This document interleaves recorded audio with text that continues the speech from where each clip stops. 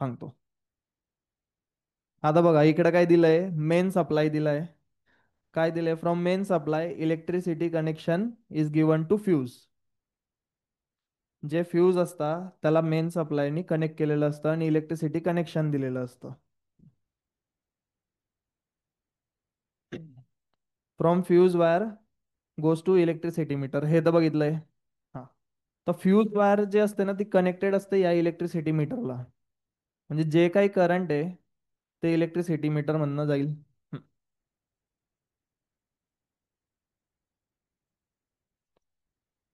याला बघून काय वाटतंय, डायग्राम कसली असेल?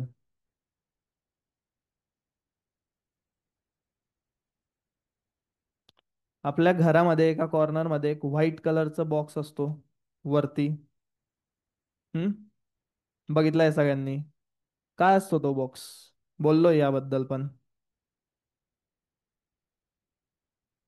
काय काय? नाही, ते वेगळं. Distribution box.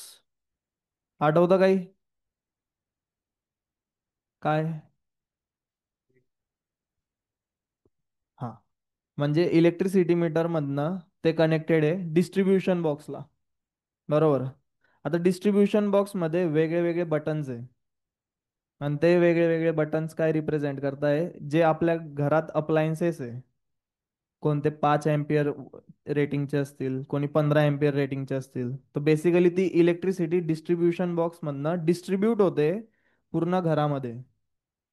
आता 5 एम्पियर रेटिंग वाले म्हणजे काय, की तुमचा टेबल फॅन आहे, लाईट आहे, बल्ब आहे. हे कमी रेटिंग वाले अप्लायन्सेस आहे.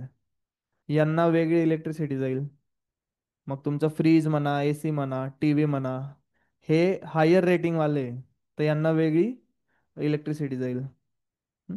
तर डिस्ट्रीब्युशन बॉक्स आहे. तर याच्यामधनं तुमची जी इलेक्ट्रिक करंट आहे ते डिस्ट्रीब्यूट होते थ्रू आउट दी होम. हे हे म्हणजे तुमचं डिस्ट्रीब्युशन बॉक्स आहे. हं? 15 एम्पियर रेटिंग करंट वाला बघा. 5 एम्पियर मध्ये काय आहे, बल्ब, फॅन एक्सेट्रा. हे तर बघितलं असेल सगळ्यांनी. काय हा? Switch board. हा. आता स्विच बोर्ड मध्ये ना 3 टाईपचे वायर्स आहे. कलर दिसतोय तुम्हाला, रेड आहे, ब्लॅक आहे आणि ग्रीन आहे. रेड वायरचं काम काय असेल? लाईव्ह वायर आहे. ब्लॅक वायर न्यूट्रल आहे. आणि ग्रीन वायर कोणती आहे? Earthing. Live wire which is mostly red colour wire. त्याच्यामधनं काय होणार, तुमचं करंट पास होणार. ब्लॅक वाली न्यूट्रल असते. आणि ग्रीन वाली जी असते ती अर्थिंग वाली असते. आता ही सगळ्यात महत्वाची आहे. आता आपल्या घरामध्ये जी व्हॉट वी से इलेक्ट्रिसिटी येते, जे इलेक्ट्रिक करंट येतं आपल्या घरामध्ये, त्याचे जे पोटेन्शियल डिफरन्स आहे किंवा व्होल्टेज, ते एवढं व्हॅरी करतं 220 to 250. मोस्टली आपण 220 वाला बघतो, पण ही रेंज व्हॅरी होते 220 to 250. आता मोस्टली MCQ मध्ये प्रश्न येतो की आपल्या घरामध्ये जी इलेक्ट्रिसिटी येते ती किती व्होल्टेजची असते. हं?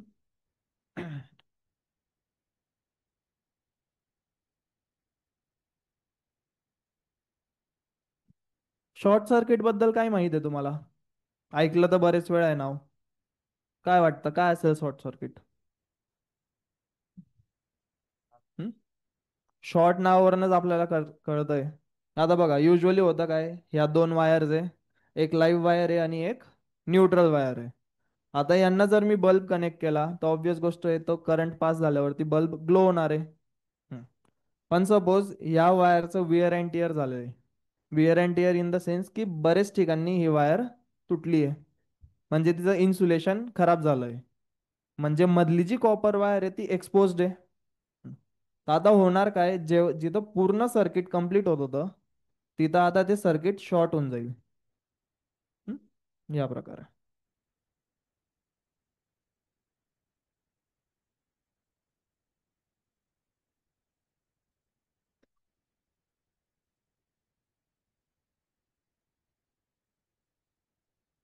हा एक पूर्ण सर्किट कंप्लीट होतोय आणि त्याच्या थ्रू काय होतंय, बल्ब ग्लो करेल.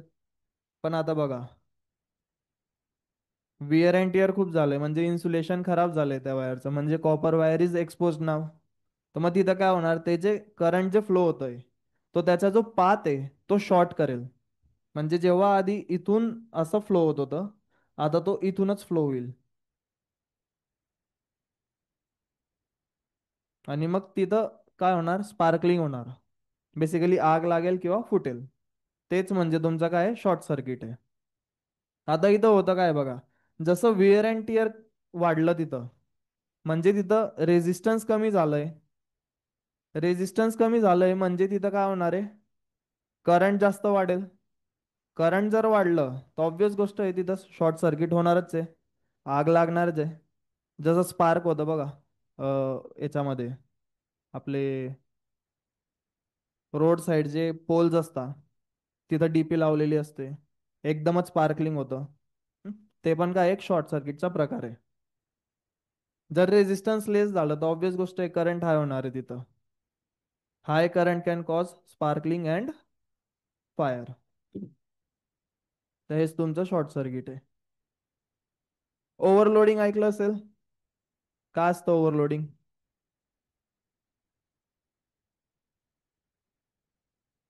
जे एक एक्सटेन्शन बॉक्स आहे त्याच्यावरती बरेच आपण चार्जर लावून दिलं, दुसरं अजून सॉकेट जॉईन करून दिलं, म्हणजे त्याच्या कॅपॅसिटीहून जास्त आपण त्याचा यूज करतोय. तर बेसिकली ते काय होतं, ओव्हरलोड होतं.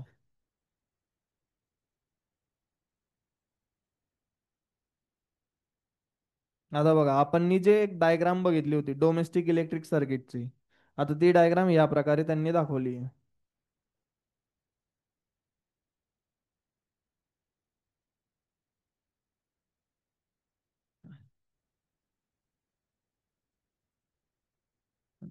आता इकडे बघा, मेन सप्लाय. मेन सप्लाय म्हणणं जे कनेक्शन आहे ते कोणाला दिलंय, फ्यूजला दिलंय. आता फ्यूज कोणाला कनेक्टेड आहे, डिस्ट्रीब्युशन बॉक्स. आणि डिस्ट्रीब्युशन बॉक्स मध्ये काय होतंय, ते वेगळ्या वेगळ्या अप्लायन्सेसला इलेक्ट्रिसिटी सप्लाय करतोय. तर आपण सपोज खूपच जास्त अप्लायन्सेस एकत्र यूज करून घेतले, म्हणजे आपण पण ओव्हरलोडिंग करतोय. बरोबर. म्हणजे तिथं काय होणार आहे, व्होल्टेज कमी जास्त होईल. या प्रकारे बघा. आता याच्यामध्ये बघा, आपले हे जेवढेही अप्लायन्सेस आहे ते हाय पॉवर रेटिंग वाले आहे. हाय पॉवर रेटिंग म्हणजे काय झालं, तिथं करंट जास्त जाईल. करंट जर जास्त आहे म्हणजे व्होल्टेज जास्त आहे. जास्त V is equal to IR, Ohm's law. Voltage वाढलं तर करंट वाढणार आहे, व्होल्टेज कमी झालं तर करंट कमी होणार आहे. डायरेक्टली प्रोपोर्शनल आहे हे. तर आता बघा, जर एकाच याच्यामध्ये मी जर एवढे अप्लायन्सेस वापरतोय, तर ऑब्वियस गोष्ट आहे ही ओव्हरलोडिंग आहे. ओव्हरलोडिंगमुळे तिथं काय होणार, व्होल्टेज वाढेल. व्होल्टेज जर वाढलं तर काय वाढणार आहे, करंट वाढणार आहे. ऑब्वियस गोष्ट आहे. तर आता मला एक गोष्ट सांगा, हा जो फ्यूज आहे याच्यामध्ये ही जी मेटॅलिक वायर आहे, हिचा मेल्टिंग पॉईंट हाय आहे का लो आहे? अंदाजा लावा फक्त. हाय मेल्टिंग पॉईंट आहे का लो मेल्टिंग पॉईंट आहे? लो की हाय? का?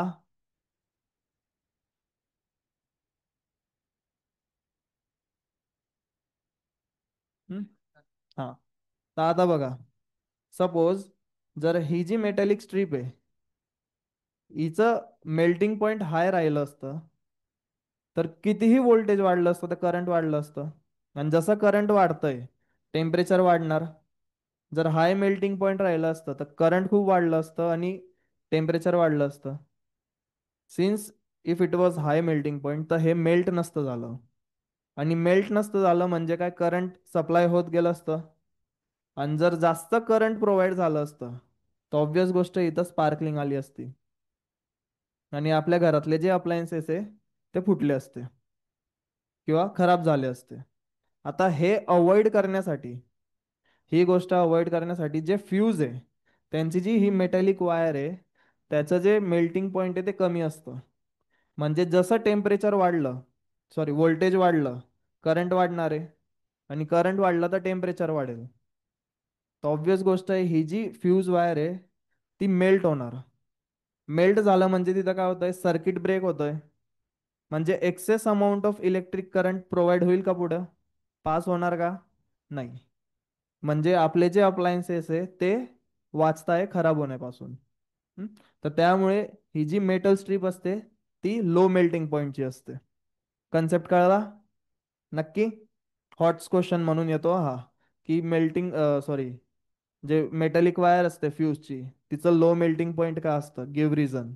2 ते 3 मार्काला प्रश्न आहे.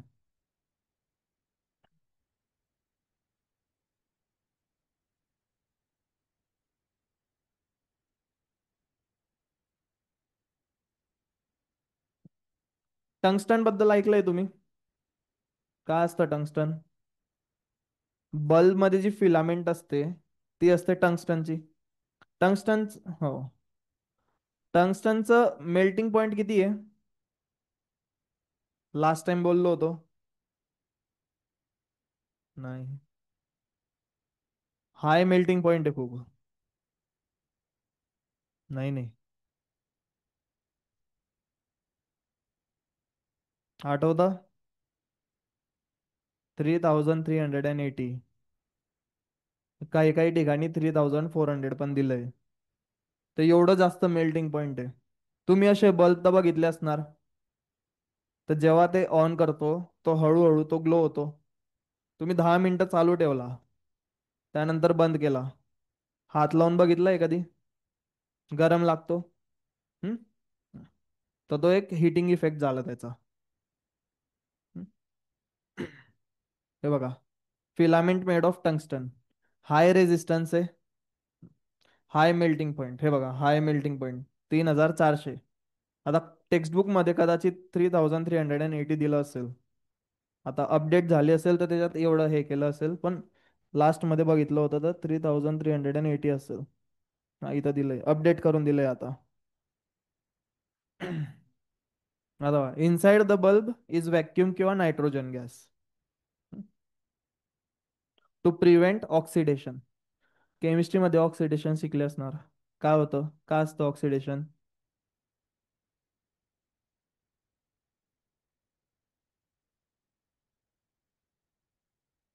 काय होणार? म्हणजे बेसिकली ते काळा नाही पडणार एका प्रकारे.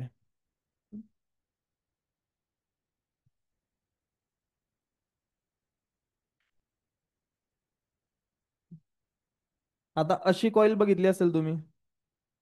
हम्म. टंगस्टनची पण अशी राऊंड राऊंड राऊंड प्रकारे असते. आता ही जी राऊंड टाईप कॉईल असते ना, तिला आपण म्हणतो सोलेनाइड टाईप. म्हणजे आपण कोणतीही गोष्ट या प्रकारे जर गुंडाळली, तर बेसिकली आपण काय सोलेनाइड टाईप मध्ये तिला गुंडाळतोय. स्प्रिंग, ती पण सोलेनाइड टाईप मध्ये असते. हे तर बघितलं असेल इलेक्ट्रिक हीटर. किंवा थंडीच्या ह्याच्यात नाही बघितलं? कधीच बघितलं नाहीये? काय सांगता? मोस्टली गावांमध्ये यूज करता. अरे आधीच्या याच्यात हेच वापरायचं, गॅस नव्हता ना, म्हणजे ते स्टोव्ह नव्हता, तर हेच वापरायचे. हे बेसिकली इलेक्ट्रिक स्टोव्ह आहे. आता इंडक्शन आले तुमचे. इंडक्शन बघितलंय? हा, ते बघितलं असेल. ते आताच आहे ना. तर इंडक्शन जेव्हा गरम होतं, तर त्याच्यामध्ये तुम्हाला दिसतं ना ते कॉईल एक. हम्म? तर ती कॉईल बेसिकली सोलेनाइड टाईप मध्ये असते. हे जे इलेक्ट्रिक हीटर आहे, हे कोणत्या प्रिन्सिपलवर काम करतंय? Heating effects of electric current. बरोबर. म्हणजे जसं आपण इलेक्ट्रिक स्विच ऑन करणार, करंट विल पास.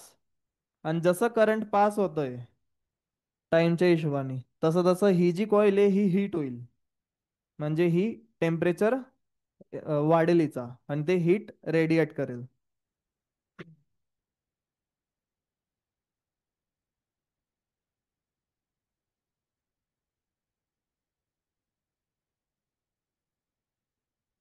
हम्म. हे हेडिंग देऊन द्या, इलेक्ट्रिक फ्यूज, हे महत्वाचं आहे. झालं लिहून? करू पुढे? हम्म.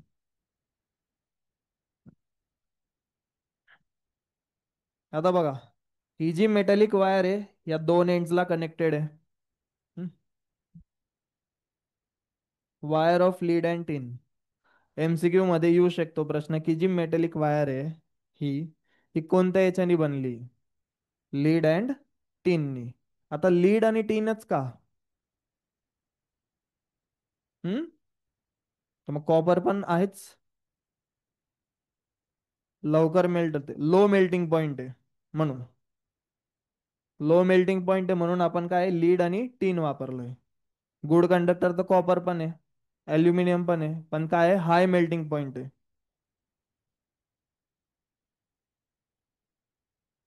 आता बघा याच्यात काय. आता domestic voltage in our house is around 220 to 240. आता इथं चेंज होऊन गेलं बघा. बेसिकली ते काय 220 to 250 आहे. आता 250 कशासाठी? की काही व्हॉट वी से मोठे मोठे इंडस्ट्रीज आहे, तिकडं थोडं हाय व्होल्टेज लागेल त्या हिशोबाने. डोमेस्टिक मध्ये कसं आहे 220 to 240 आहे. तर आपली बेसिकली रेंज एवढी असते 220च्या रेंजमध्ये. आता मेन सप्लाय मधनं जर करंट पास होतोय, व्होल्टेज किती आहे 220, मग त्या हिशोबाने करंट पास होणार आहे. व्होल्टेज वाढलं तर करंट वाढणार आहे. करंट वाढला तर टेम्परेचर वाढेल. हा. जर टेम्परेचर वाढलं आणि याचं हाय मेल्टिंग राहिलं असतं तर करंट इझिली पास झालं असतं, म्हणजे हाय करंट पास झालं असतं. आणि तेवढं करंट आपला टीव्ही किंवा जे काही दुसरे अप्लायन्सेस आहे ते विथस्टँड करू शकले असते का? नाही. मग तिथं काय झालं असतं, फुटले असते किंवा शॉर्ट सर्किट झालं असतं, स्पार्कलिंग झाली असती. हे अवॉइड करण्यासाठी जे फ्यूज वायर आहे त्याचा मेल्टिंग पॉईंट किती आहे? लो आहे. म्हणजे जरी व्होल्टेज वाढलं, करंट वाढणार आहे, टेम्परेचर वाढणार आहे. आणि लो मेल्टिंग पॉईंटमुळे ती जी मेटॅलिक वायर आहे तिथं काय होणार आहे? मेल्ट होणार आहे. आणि ती मेल्ट झाली म्हणजे तिथं सर्किट ब्रेकडाऊन होतंय. मग करंट पास होईल का पुढे? नाही होणार. आणि सिन्स करंट पास नाही होणार म्हणजे आपले अप्लायन्सेस काय सुरक्षित आहे. हम्म? आता बघा 220 वोल्ट सप्लाय दिलाय.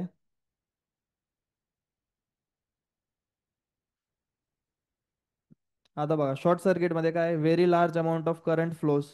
रेजिस्टन्स कमी आहे शॉर्ट सर्किट मध्ये. रेजिस्टन्स कमी म्हणजे करंट हाय आहे.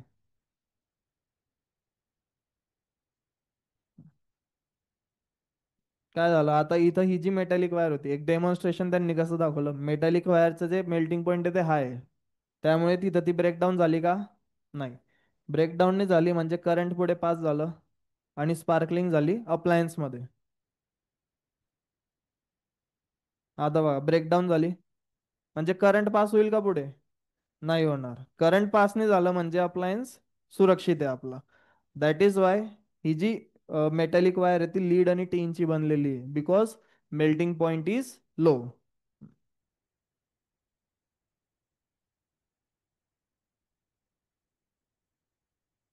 Appliance is protected from the damage. हे तर बघितलं असेल, मिनिएचर सर्किट ब्रेकर एमसीबी तुझे बोलला. हे बघितलं असेल. हं? आता मोस्टली तर हेच बघतो आपण. यांचं काम काय होतं? म्हणजे बेसिकली काय होतं तिथं? आता मोस्टली हे इलेक्ट्रिक हीटरच्या केसेसमध्ये बघितलंय मी. म्हणजे सपोज जर एकदमच शॉर्ट झाला तर अख्ख्या घरातले अप्लायन्सेस वाचवण्यासाठी हा जो खटका असतो तो डायरेक्ट खाली पडतो. म्हणजे काय तो सर्किट ब्रेकडाऊन करतोय. सर्किट ब्रेकडाऊन झालं म्हणजे तिथं काय करंट पास होणार का? नाही. आणि सिन्स करंट पास नाही होणार म्हणजे आपले जे अप्लायन्सेस आहे ते वाचले. याचं ते काम आहे. एवढं इम्पॉर्टंट काम आहे याचं. हं? आता बघा, tungsten metal is use to make a solenoid type coil in an electric bulb. का? आता सोलेनाइड टाइप मध्येच का? ते स्ट्रेट वायर पण ठेवू शकत होते. तर सोलेनाइड टाइप मध्येच का केलंय त्यांनी बघा. हे असे हॉट्स क्वेश्चन मध्ये येतात, हे लिहायचे आपल्याला. आता सगळ्यात पहिले असे जसेही क्वेश्चन असतील ना तर आपल्याला सुरुवात या लाईन पासून करायची आहे. इलेक्ट्रिक हीटर म्हणा, इलेक्ट्रिक बल्ब म्हणा किंवा फ्यूज म्हणा, या सगळ्या गोष्टी या लाईन पासून चालू करायचे. आता इलेक्ट्रिक बल्ब बद्दल विचारलंय म्हणून आपण इलेक्ट्रिक बल्ब लिहिलं. Works on the principle of heating effect of electric current. जर इथं हीटर बद्दल विचारलंय, तो electric heater works on the principle of heating effect of electric current. या प्रकारे आपल्याला लिहायचंय. ही युनिव्हर्सल लाईन अशा क्वेश्चन मध्ये येणारच. The intensity of light emitted by the filament. Intensity म्हणजे काय? इम्पॅक्ट बेसिकली एका टाइपने of an electric bulb depends on the temperature of the filament. म्हणजे ते फिलामेंट किती टेम्परेचरवर जात आहे, त्या हिशोबाने त्याचं जे हिटिंग इफेक्ट असेल ते त्याच्या हिशोबाने असेल. आणि जेवढं हिटिंग इफेक्ट जास्त, तेवढा तो ग्लो जास्त करेल. आता इनिशियली बघितलं असेल, जेव्हा तुम्ही बल्ब चालू करता, एकदमच तर टेम्परेचर वाढत नाही, हळूहळू वाढतं. मग त्या हिशोबाने तो हळूहळू ग्लो व्हायचं चालू करतो. म्हणजे त्याची इंटेन्सिटी काय वाढते. When electric current is passed through the filament, a large amount of heat is generated. काय? इलेक्ट्रिक करंट जेव्हा त्या फिलामेंट मधनं पास होतोय, कोणत्या फिलामेंट मधनं? टंगस्टन मधनं. तर तिथं काय, a large amount of heat is generated. म्हणजे त्या सोलेनाइड टाईप कॉइल मध्ये जेव्हा इलेक्ट्रिक करंट पास होतोय, तर इलेक्ट्रिक करंट पास केल्यामुळे तिथं टेम्परेचर वाढणार आहे. टेम्परेचर वाढलं म्हणजे तिथं हीट जास्त प्रोड्यूस होते. आणि जेवढी जास्त हीट प्रोड्यूस होईल, तेवढा जास्त तो ग्लो करेल.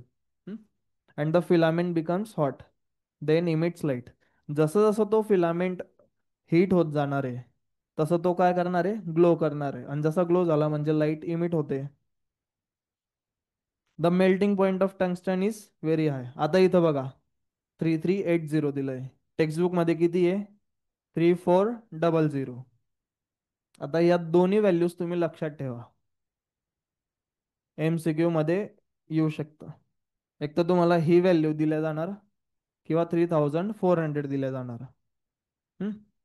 In case, just in case, जर दोन्ही व्हॅल्यू दिल्या आहे, तर you can take either of the one. मी आपल्या इथ्यासाठी सांगतोय, स्कूलचं मला माहित नाही. स्कूलमध्ये तुम्हाला जे सांगतील तेच करायचं, आणि बोर्डात पण तेच करायचं. हम्म? आता येत बघा, this helps us to obtain more light from the electric bulb. म्हणजे जसं जास्त करंट फ्लो होणार आहे, जास्त हीट प्रोड्यूस होईल. जास्त हीट प्रोड्यूस झाली म्हणजे तिथं जास्त ग्लो होणार आहे तो. आणि याच्यामुळे काय होत आहे, आपल्याला जास्त लाईट भेटते. म्हणजे जेवढं जास्त ग्लो करेल, तेवढी जास्त आपल्याला लाईट भेटणार आहे. Hence the filament of an electric bulb is made up of tungsten. तर हे एवढे तुम्हाला 6 पॉईंट लिहायचे, 2 ते 3 मार्कासाठी. मोस्टली तर हा 3 मार्काला क्वेश्चन येईल, सायंटिफिक रिझन आहे. त्यामुळे आता तुम्हाला ते व्हेरी शॉर्ट आन्सर असतील, शॉर्ट आन्सर असतील, तर हा शॉर्ट आन्सर मधला क्वेश्चन आहे, 3 मार्काचा. बट रेअर टाइम्स मध्ये तो व्हेरी शॉर्ट मध्ये पण विचारला जातो. डिपेंड करतो. जायचं पुढे. आता बघा, in the electric equipment producing heat. म्हणजे आयन आहे, इस्त्री हीट प्रोड्यूस करते. आता त्याच्यामध्ये पण काय आहे, जी वायर आहे ती सोलेनाइड टाईप मध्ये गुंडाळली आहे. इलेक्ट्रिक हीटर, ते पण सोलेनाइड टाईप मध्येच आहे. Boilers, toaster, etcetera. And alloy such as nichrome is used. Alloy म्हणजे काय? हम्म? 2-3 धातू वापरले जातात. होमोजिनियस मिक्सचर आहे बेसिकली ते 2-3 मेटल्सचं. आणि ते काय वापरलंय आपण? नायक्रोम वापरलंय. Is used not pure metal. तर मग हा गिव्ह रिझन मध्ये येईल की नायक्रोमच का यूज केलंय, आणि प्युअर मेटल का नाही यूज केलंय. हे बघा, works on the principle of heating effect of electric current. हा जनरल सेंटेन्स आहे, हा येणारच. आता बघा, sometimes at high temperature pure metals can get oxidized. High temperature वरती काय होतं, प्युअर मेटल जे आहे ते काय होता, ऑक्सिडाइज्ड होता.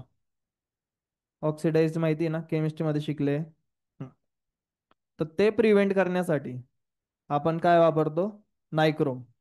का? कारण की त्याची रेजिस्टिव्हिटी हाय आहे. आता तुम्ही रेजिस्टन्स हा शब्द ऐकलाय. रेजिस्टन्स काय असतं? हा, हिंड्रन्स बेसिकली, अडथळा आपण म्हणतो ते. रेझिस्टिव्हिटी काय असू शकतं? बेसिकली रेझिस्टिव्हिटी काय एक स्पेसिफिक प्रॉपर्टी आहे. म्हणजे आता सपोज मी जर सांगितलं की कॉपर वायर आहे, ॲल्युमिनियम वायर आहे. हं? तर कॉपर वायरचं एक स्पेसिफिक रेझिस्टन्स असेल, ते फिक्स्ड असेल. तर ती त्याची रेझिस्टिव्हिटी झाली की तो एवढ्यापर्यंत रेझिस्ट करू शकतो. ॲल्युमिनियम वायर आहे, ॲल्युमिनियम वायरची काहीतरी वेगळी रेझिस्टिव्हिटी असेल की तो तेवढ्यापर्यंत रेझिस्ट करू शकतो. तर ते प्रत्येक मेटलची डिफरंट आहे आणि ती एक स्पेसिफिक प्रॉपर्टी आहे. आणि त्याला आपण काय म्हणतो, रेझिस्टिव्हिटी. तर नायक्रोमची पण काय हाय रेझिस्टिव्हिटी आहे.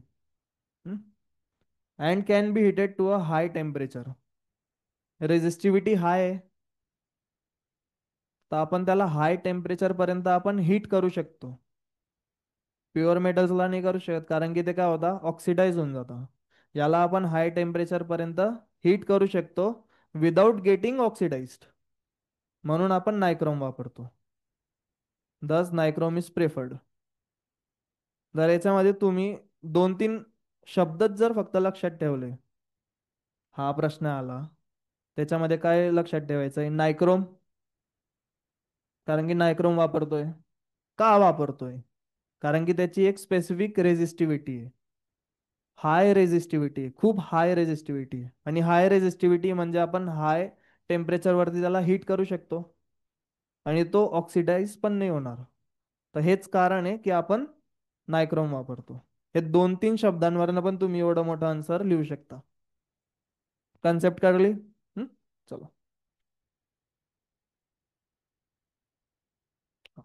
For electric power transmission copper और अल्युमिनियम वायर इज यूज्ड. आता लास्ट एक्झाम्पल मध्ये मी लास्ट क्वेश्चन मध्ये रेझिस्टिव्हिटी बद्दल बोललो होतो. याच्याबद्दल पण आपण तेच म्हणू. Copper aluminium both are good conductors of electricity. They have less resistivity. Resistivity काय आहे त्यांची? कमी आहे. कॉपरची किती आहे? आता हे एवढं लिहून घ्या तुम्ही, नोटबुक मध्ये नोट्स म्हणून लिहून घ्या, इम्पॉर्टंट करून. MCQ साठी येईल.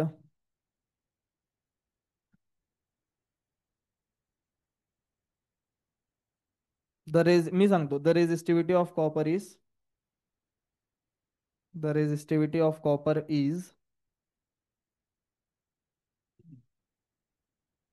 1.62 into 10⁻⁻8. 1.62 into 10⁻⁻8 ohms. Ohm metre.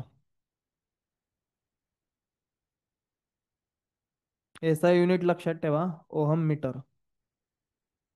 Wire आहे ना, लेंथ डिसाइड करतो ते.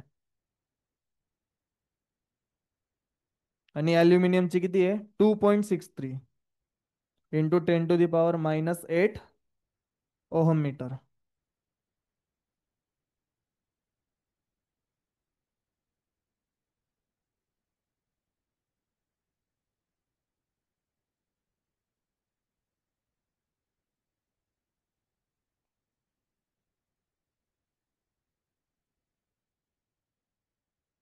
आता MCQ मध्ये कसं येणार?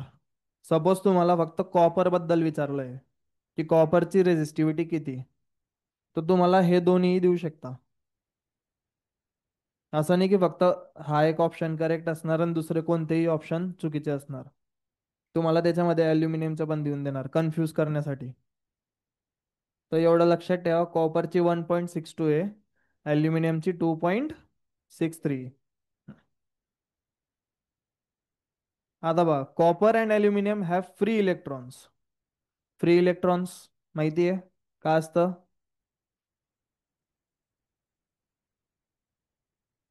म्हणजे बेसिकली ते काय करणार? इलेक्ट्रिसिटी कंडक्ट करतील. तर त्यांच्याकडे काय फ्री इलेक्ट्रॉन्स जास्त आहे and are highly ductile metals. Ductility म्हणजे वायर मध्ये आपण फॉर्म करू शकतो. Hence connecting wires in the electric circuit. आता आपण जे डोमेस्टिक सर्किट बघतोय, म्हणजे आता हे जे ट्यूबलाइट जे चालू आहे त्याच्यामध्ये जे इलेक्ट्रिक सर्किट जे कनेक्टेड आहे, त्याच्यामध्ये मोस्टली आपण काय कॉपर यूज करतोय. लेस रेजिस्टिव्हिटी आहे, फ्री इलेक्ट्रॉन्स जास्त आहे, अँड आर हायली डक्टाईल. मेटलला आपण थिन याच्यामध्ये करू शकतो कन्वर्ट. म्हणून आपण डोमेस्टिक इलेक्ट्रिक सर्किटमध्ये कॉपर किंवा अल्युमिनियम वापरतो. मोस्टली कॉपर वापरतो. चला, तेवढं कळलं. चला, आता मेन म्हणजे तुमचं मॅग्नेटिक सुरू झालं. हिटिंग इफेक्ट आपला कंप्लीट झालेला आहे. आता दुसरं हिटिंग इफेक्ट आपला कोणता आहे? मॅग्नेटिक. हेडिंग द्या. मॅग काय? हा, तेवढंच लिहायचं होतं. आता हिटिंग इफेक्ट आपला संपलाय. आता जे सुरू होतंय ते मॅग्नेटिक इफेक्ट आहे.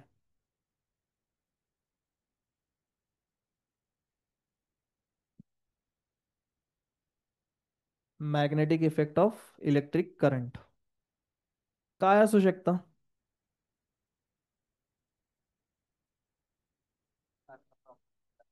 तयार होते, बरोबर. मग ते करंटवर डिपेंड करते की नाही करत? जर जास्त करंट असेल तर, आणि कमी असेल तर? म्हणजे तिथं काय magnetic lines of force generate होत आहे. हम्म? मॅगलिफ्ट ट्रेन बघितली तुम्ही?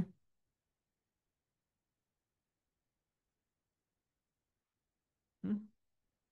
तर ती बेसिकली काय होते, ट्रॅक ट्रॅक वरनं ती काय आहे, थोडीशी वरती असते, रिपेल होते, आणि त्या हिशोबाने मग ती रन करते.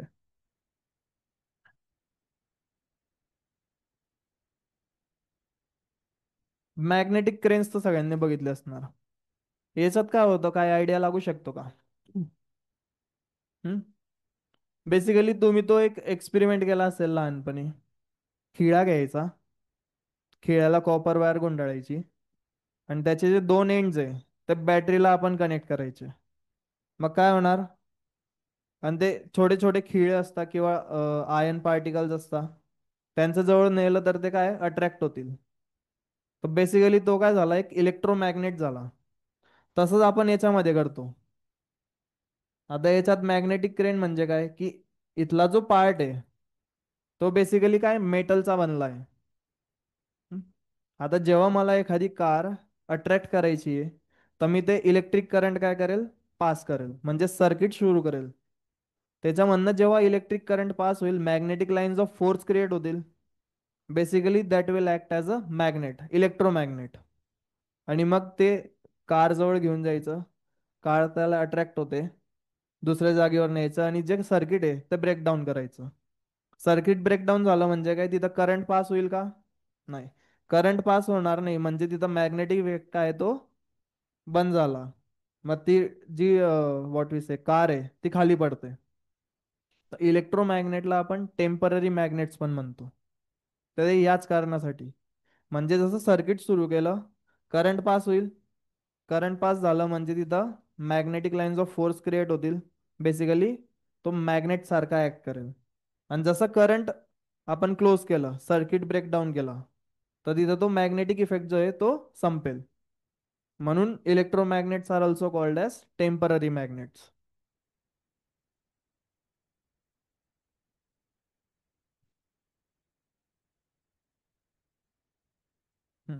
आता याच्यामध्ये एक MCQ क्वेश्चन असा येतो, आउट ऑफ द ब्ल्यूज येईल, असं कंपल्सरी नाही एक येणार नाही तो. स्मॉल स्टेट इन ग्रीस, म्हणजे बेसिकली मॅग्नेस या नावाची एक जागा होती तिथं ग्रीसमध्ये ती. ती कुठे आहे? ग्रीसमध्ये. तर मॅग्नेस या नावाची एक सिटी किंवा आपण स्टेट म्हणू शकतो. तिथं बेसिकली खूप मॅग्नेट्स फॉर्म व्हायचे. Magnets are basically Roxx.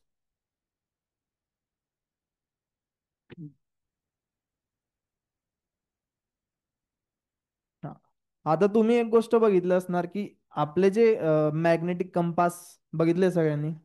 हम्म?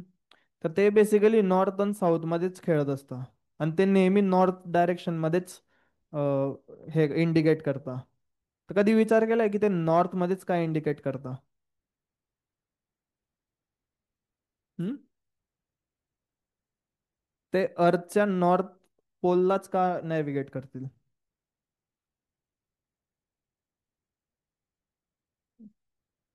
चला हेडिंग द्या बार मॅग्नेट.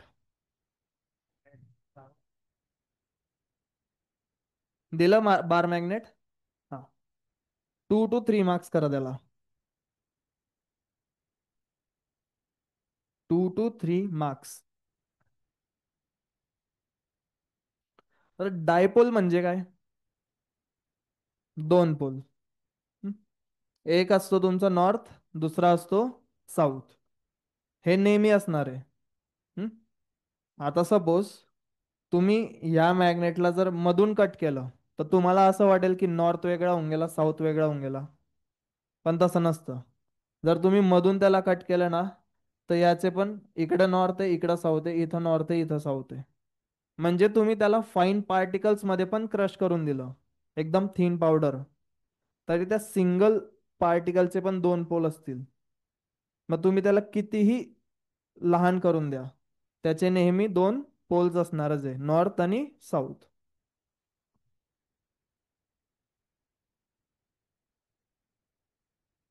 या प्रकारे तुम्ही त्याला कितीही कट करा, त्याचे दोन पोल्स असणारच आहे. Every atom will have north and south pole. ही बेसिक गोष्ट आहे, राहील लक्षात. हं. आता मॅग्नेटिक लाईन्स ऑफ फोर्स म्हणजे बेसिकली मॅग्नेटिक फील्ड. आता इकडे बघा, आपल्याला एक गोष्ट माहिती की जे नॉर्थ पोल आहे, नॉर्थ पोल पासून मॅग्नेटिक लाईन्स ऑफ फोर्स काय होत आहे, इमर्ज होत आहे. इमर्ज म्हणजे सुरुवात तिथून होते. कुठून? नॉर्थ पोल पासून. आणि मर्ज कुठे होत आहे? साऊथ पोलला. सुरुवात कुठून होते? नॉर्थ पासून. एंड कुठे होत आहे? साऊथला. मॅग्नेटिक लाईन्स ऑफ फोर्सची जी डायरेक्शन आहे ती नॉर्थ टू साऊथ आहे. मग इनसाइड मॅग्नेट त्यांची डायरेक्शन काय असेल? Inside magnet south to north. म्हणजे जर सुरुवात इथून होते आणि एंड इथं होतंय, ही डायरेक्शन मॅग्नेटच्या बाहेर आहे.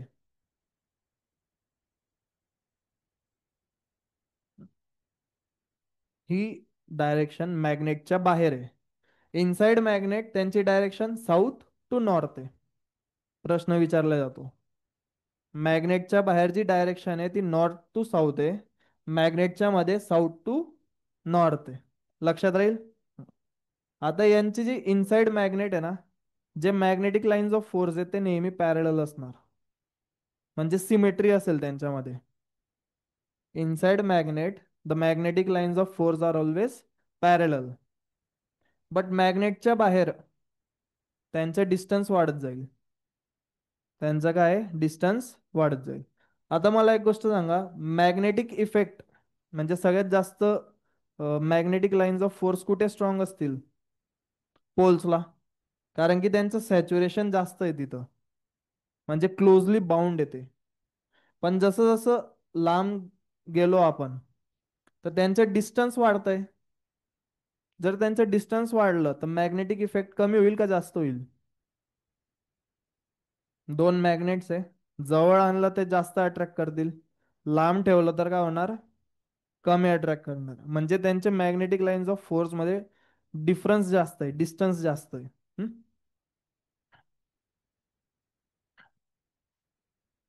हे properties of magnetic field lines लिहा. हे 2 मार्काला विचारले जातील. Properties of magnetic field lines. Emerge from north pole and merge of south pole, merge at south pole. झालं? करू पुढे. आता बघा, इनसाइड द मॅग्नेट, मॅग्नेटच्या आतमध्ये the direction of field lines is from south pole to north pole. म्हणजे बाहेर जर अशी जाते तर इनसाइड अशी जाणार. So that the field lines are closed continuous curves. म्हणजे जे फील्ड लाईन्स आहे ते क्लोज्ड कंटिन्युअस कर्व्स आहे, म्हणजे राऊंड येतो, लूप आहे बेसिकली, तो ब्रेक डाऊन होत नाही. हम्म? हा पॉइंट लिहा. Done. Magnetic field is stronger at the poles, म्हणजे त्यांची इंटेन्सिटी जास्त कुठे असणार आहे? पोल्सला असणार आहे. का? कारण की ते क्लोजली पॅक्ड आहे. त्यांच्यामध्ये डिस्टन्स खूपच कमी आहे. सॅच्युरेशन जास्त आहे तिथं. म्हणून they are stronger at the poles. आणि सगळ्यात महत्वाचं, the field lines do not cross each other. Do not cross each other म्हणजे काय? ते इंटरसेक्ट कधीच करणार नाही. हम्म? हे दोन पॉइंट्स लिहा. मग तुम्हाला एक प्रश्न विचारतो. झालं? मला सांगा की the field lines do not cross each other याचा अर्थ काय, आणि ते का क्रॉस करणार नाही?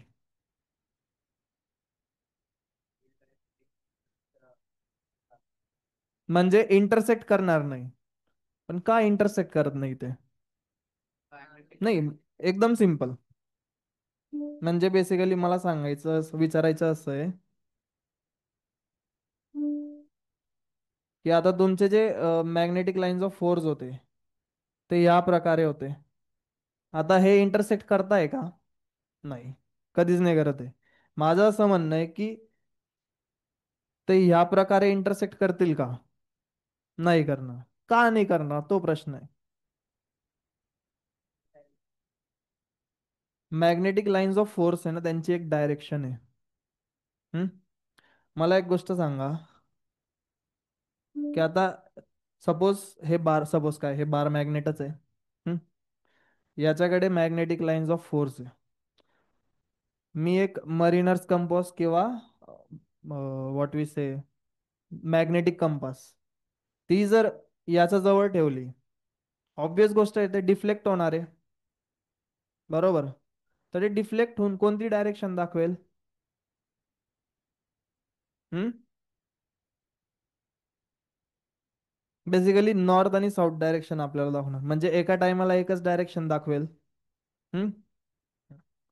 जर suppose magnetic lines of force intersect झालेत, म्हणजे बेसिकली या प्रकारे, आता डायरेक्शन अशी आहे. हम्म? तर सपोज मी या पॉइंट वरनं जर बघितलं तर डायरेक्शन अशी आहे. या पॉइंट वरनं बघितलं डायरेक्शन अशी आहे. इथून बघितलं तर डायरेक्शन अशी आहे. म्हणजे सिंगल डायरेक्शन आहे. बरं, सपोज मी या दोघांना असं जॉईन करून दिलं, तर ही एक डायरेक्शन अशी दाखवतोय, ही एक डायरेक्शन या प्रकारे दाखवतोय. ऍट अ टाइम दोन डायरेक्शन होऊ शकता का? कधीच पॉसिबल नाही आहे. एका याच्यामध्ये दोन डायरेक्शन दाखवणं पॉसिबलच नाही आहे. आता जर सपोज मला जायचंय बाहेर, तर मी याच डायरेक्शनने जाईल ना. मी या डायरेक्शनने जेव्हा जातोय, सायमल्टेनियसली या डायरेक्शनने जाऊ शकतो का? इम्पॉसिबल आहे. तसंच या केसमध्ये की दोन लाईन कधीच इंटरसेक्ट करणार नाही. जर केलेत तर ते ऍट अ टाइम दोन डायरेक्शन दाखवतील, which is impossible. At a time एकच डायरेक्शन.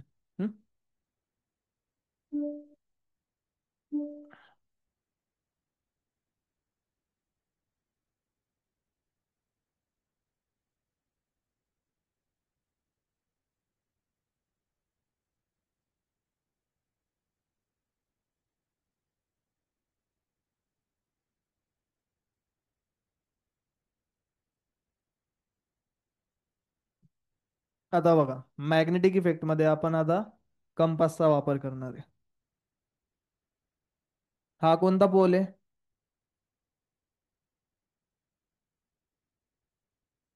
पोल म्हणजे बेसिकली ते पोटेन्शियल विचारतोय. पॉझिटिव्ह कोणता असतो? हाय पोटेन्शियल की low potential? High potential. Negative is low potential. मग मला सांगा, हे आलं तुमचं स्विच.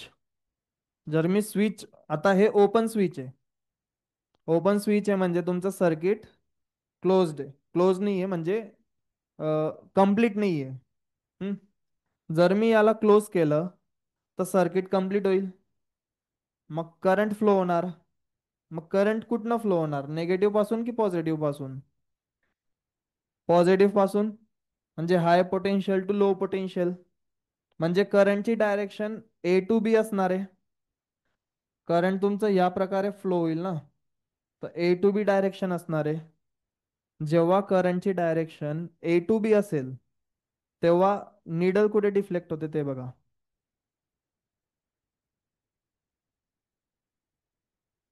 डायरेक्शन कशी आहे, ए टू बी आहे. निडल कुठे डिफ्लेक्ट झाली, या प्रकारे वरती डिफ्लेक्ट झाली, किंवा तुम्ही या प्रकारे सांगू शकता वरती. ती डिफ्लेक्ट कुठे झाली, वरच्या साईडला. आता पोलॅरिटी चेंज केली. पोलॅरिटी चेंज केली म्हणजे काय, पोल्स त्याचे चेंज केले आपण. म्हणजे पॉझिटिव्ह इथं होता तर इकडे आणला, नेगेटिव्ह इकडे आणला, एक्सचेंज केले फक्त. सर्किट क्लोज्ड आहे आता. मग direction of current will be B to A. Direction change झाली, पोलॅरिटी चेंज झाली म्हणजे डायरेक्शन चेंज होणार आहे, एवढं लक्षात घ्या. तर मग आता B to A will be its direction. तर मॅग्नेटिक निडल जी आहे ती कुठे डिफ्लेक्ट करेल, खाली डिफ्लेक्ट करेल. म्हणजे या प्रकारे. म्हणजे जेव्हा पोलॅरिटी चेंज होईल, म्हणजे डायरेक्शन चेंज होईल कोणाची, करंटची. जेव्हा करंटची डायरेक्शन चेंज होईल, तेव्हा मॅग्नेटिक कंपासची डायरेक्शन पण चेंज होणार. बेसिकली मॅग्नेटिक लाईन्स ऑफ फोर्सची डायरेक्शन चेंज होणार आहे इथं. काय चेंज होणार आहे, मॅग्नेटिक लाईन्स ऑफ फोर्स ची डायरेक्शन चेंज होणार आहे इथं. Magnetic effect of current was proved.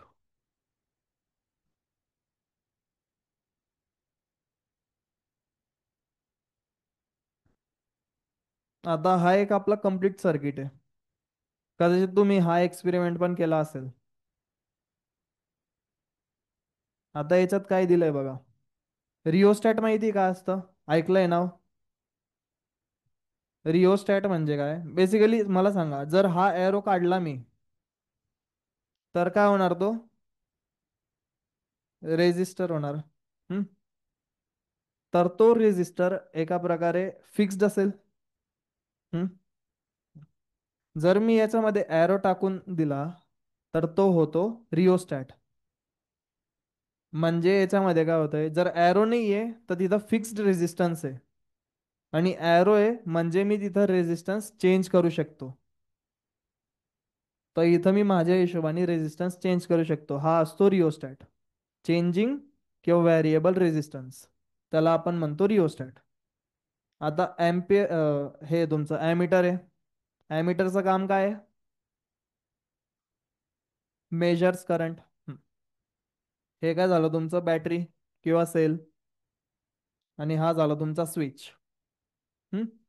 आता मला एक गोष्ट सांगा, की करंट कुठनं फ्लो होईल, ए टू बी फ्लो होणार का बी टू ए फ्लो होणार. ए टू बी का बी टू ए.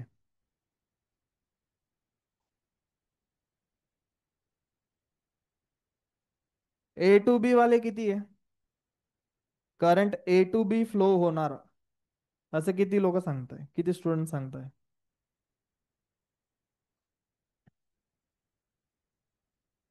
ऑब्वियस गोष्ट आहे. Current will flow from positive to negative. काय, मी लास्ट टाइम बोललो होतो, पॉझिटिव्ह साईन केव्हा येते, जेव्हा करंट त्याच्यामध्ये एंटर होतंय. इथून करंट या प्रकारे फ्लो झालं, तर एंटर इथून होणार आहे ना ॲमीटर मध्ये. तर ॲमीटर मध्ये जिथं ज्या साईडनी करंट एंटर होतंय ती साईड नेहमी पॉझिटिव्ह असते, आणि जिथून एक्झिट करतंय ती साईड नेगेटिव्ह. म्हणजे एक्झिट केलं तर नेगेटिव्ह आहे, आणि आलं नेगेटिव्हला. या प्रकारे सर्किट रीड करता यायला पाहिजे. म्हणजे पॉझिटिव्ह पासून फ्लो होणार, तर ते नेगेटिव्हला जाणार. म्हणजे करंटची डायरेक्शन कशी आहे, ए टू बी. बरोबर. तर right hand thumb rule heading द्या.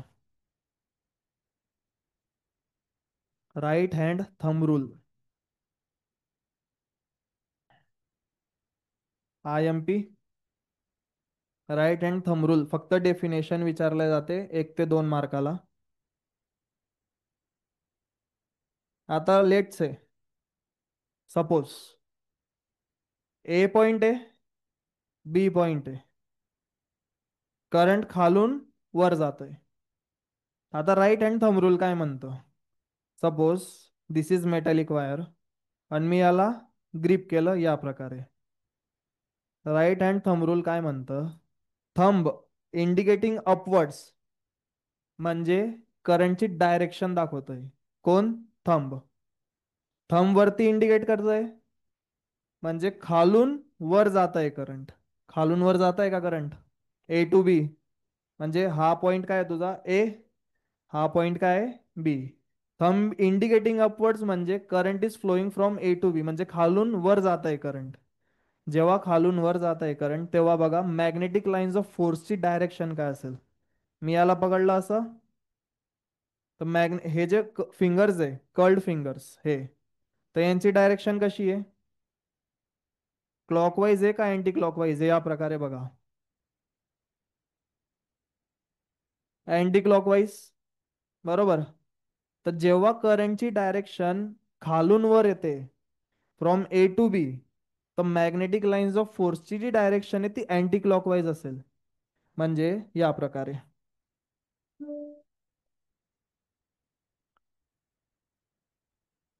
करंट या प्रकारे वर जात आहे. तर मॅग्नेटिक लाईन्स ऑफ फोर्सची जी डायरेक्शन असेल ती या प्रकारे असेल. या प्रकारे. हम्म. आणि सपोज मी पोलॅरिटी चेंज केली, पॉझिटिव्ह वर गेला, नेगेटिव्ह खाली आला. पोलॅरिटी चेंज केली म्हणजे तिथं करंटची डायरेक्शन चेंज होणार आहे. म्हणजे इथं पॉझिटिव्ह येणार, इथं नेगेटिव्ह असणार. तर मग करंटची direction will be downwards. B to A. Polarity change झाली, करंटची डायरेक्शन चेंज झाली म्हणजे मॅग्नेटिक लाईन्स ऑफ फोर्स किंवा मॅग्नेटिक फील्डची डायरेक्शन पण चेंज होणार.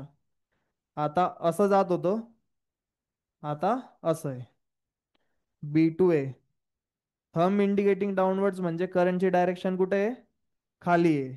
आणि कर्ल्ड फिंगर्स म्हणजे काय? मग करंट जेव्हा वरतून खाली येत आहे तेव्हा डायरेक्शन काय असेल? क्लॉकवाईज.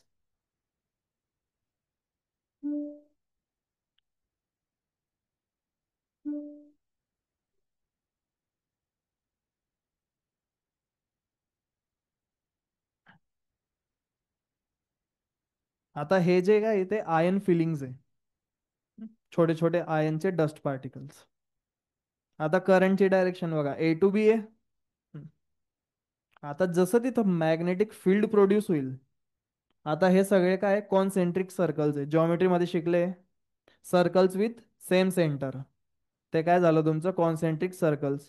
मग तुमचे जे आयन पार्टिकल्स जे रॅन्डमली फेकले होते ते एका पॅटर्न मध्ये येणार, म्हणजे सगळे असे गोल गोल फॉर्म होणार बघा.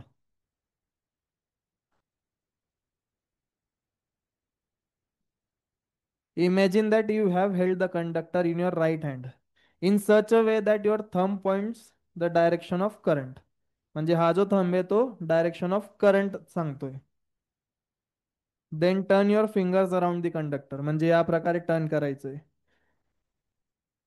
आता बघा काय दिलंय, the direction of the fingers is the direction of magnetic lines of force. म्हणजे करंट खालून वर जात आहे तेव्हा अँटी क्लॉकवाईज डायरेक्शन आहे कोणाची? मॅग्नेटिक लाईन्स ऑफ फोर्सची. Thumb is showing the direction of current. Thumb वर आहे म्हणजे डायरेक्शन ऑफ करंट वरच्या साईडला आहे. आणि curled finger showing the direction of magnetic lines of force.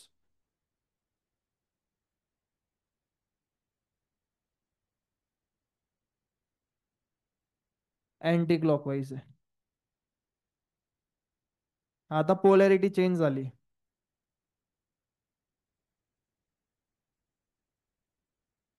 इथं त्यांनी चुकीचं केलंय, हे चेंज नाही केलंय त्यांनी. आता बघा करंटची डायरेक्शन खाली आहे तर magnetic lines of force will be clockwise.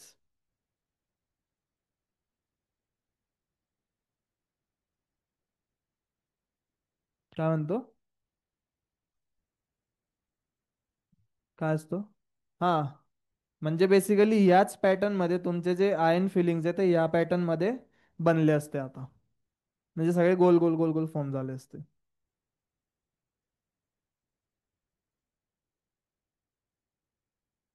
आता बघा इथं काय दिलंय त्यांनी. जसं आपण इथं बॅटरी किंवा करंट वाढवलं, ऑब्विस गोष्ट आहे, जर बॅटरी वाढवतोय तर तिथं करंट वाढणार आहे. जसं करंट वाढवलं तसं magnetic lines of force will also increase. म्हणजे या प्रकारे तुम्ही कंक्लूड करू शकता की magnetic lines of force is directly proportional to current.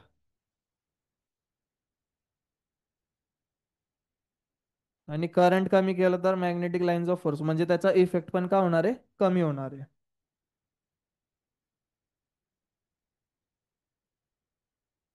Magnetic field is directly proportional to current. आता magnetic field is inversely proportional to distance. Inversely proportional to distance म्हणजे काय, आता बघा तुमचा ओरिजिन पॉइंट हा डॉट आहे, हा पॉइंट आहे. इथून हे जे डिस्टन्स आहे हे कमी आहे. म्हणजे डिस्टन्स कमी आहे तर तिथं मॅग्नेटिक फील्ड जास्त आहे. डिस्टन्स वाढलं तर थोडी मॅग्नेटिक फील्ड कमी होणार आहे. म्हणजे जसं डिस्टन्स वाढतंय तसं मॅग्नेटिक फील्डची जी इंटेन्सिटी ती काय होणार आहे, कमी होईल. म्हणजे ते इनव्हर्सली प्रपोर्शनल आहे. आणि डिस्टन्स कमी झालं म्हणजे मॅग्नेटिक फील्ड वाढली, डिस्टन्स वाढलं म्हणजे मॅग्नेटिक फील्ड कमी झाली. आता हे दोन पॉईंट लिहूया, थांबा तुम्हाला ते राईट हँड थंब रूल काय म्हणतो.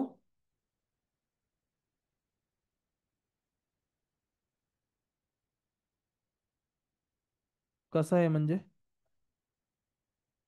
करंट जर वाढलं तर तिथं मॅग्नेटिक फील्ड जी आहे ती वाढेल.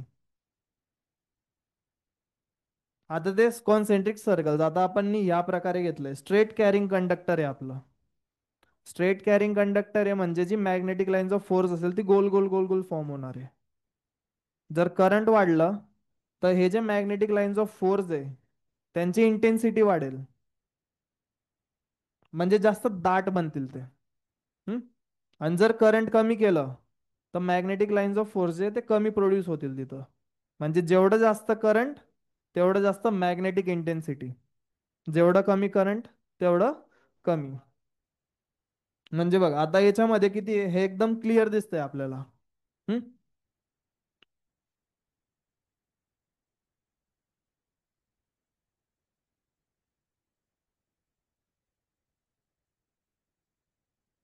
आता बघ आधी दोनच सेल होते, आता एक सेल वाढवून दिला म्हणजे आता तीन आहे.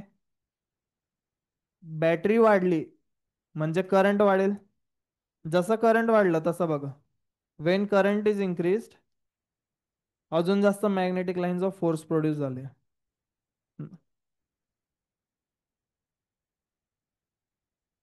हे लिहून घ्या आधी. हा हे पूर्ण right hand thumb rule.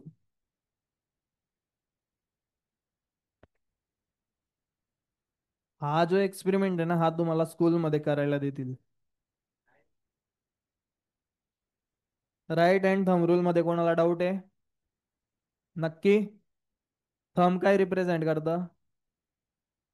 Direction of current. आणि curled fingers direction of magnetic field. Field lines एकच आहे.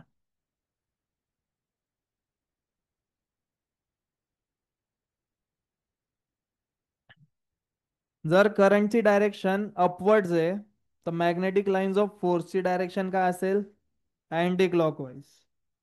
आणि करंटची डायरेक्शन डाऊनवर्ड्स आहे तर क्लॉकवाईज. चला झालं लिहून. हा. नाही, लिहा पटकन.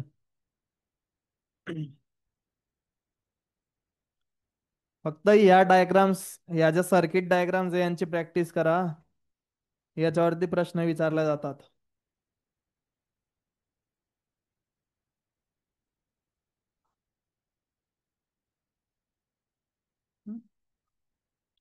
चला झालं.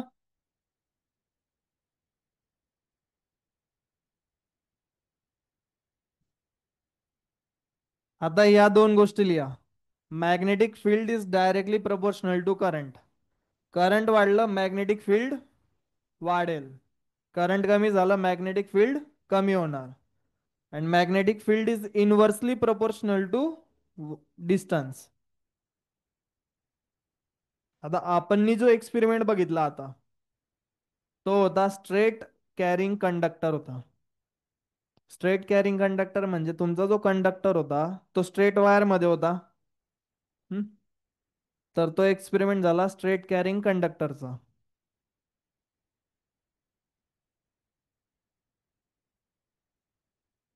चला झालं.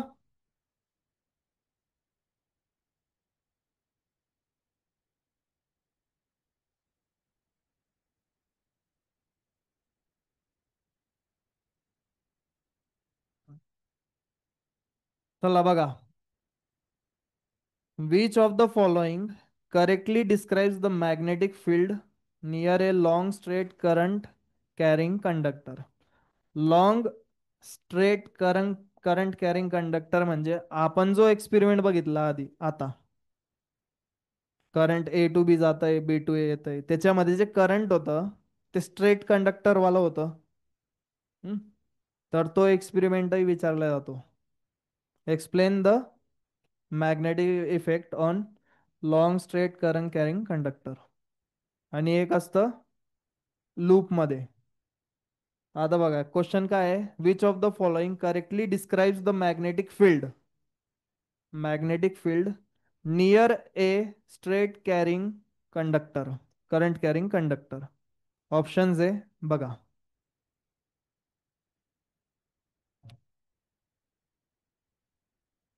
क्वेश्चन रीड करा आणि ऑप्शन्स बघा.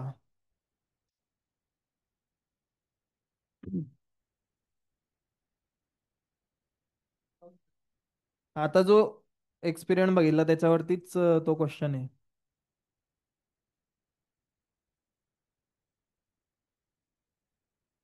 काय आहे बघा. The magnetic lines of force are in concentric circles. म्हणजे तुमचा सपोज हा स्ट्रेट कॅरिंग कंडक्टर आहे, तर ते कन्सेंट्रिक सर्कल्स या प्रकारे येत आहे ना बाहेरच्या साईडला. मग काय with the wire as the centre in a plane perpendicular to the conductor. म्हणजे सपोज या प्रकारे हा तुमचा काय एक प्लेन आहे, त्या प्लेन मधनं एक कंडक्टर असा निघतोय. म्हणजे तो प्लेन आणि हा जो कंडक्टर आहे ते एकमेकांना परपेंडिक्युलर आहे. बरोबर. आणि जर ह्या कंडक्टर मधनं जर करंट पास करतोय मी, तर जे फील्ड लाईन्स आहेत ते या प्रकारे या कंडक्टरवरती असे गोल गोल गोल गोल फॉर्म होणार. Which is nothing but your concentric circles. तो ऑप्शन डी करेक्ट आहे. हम्म. चला एंड करायचं.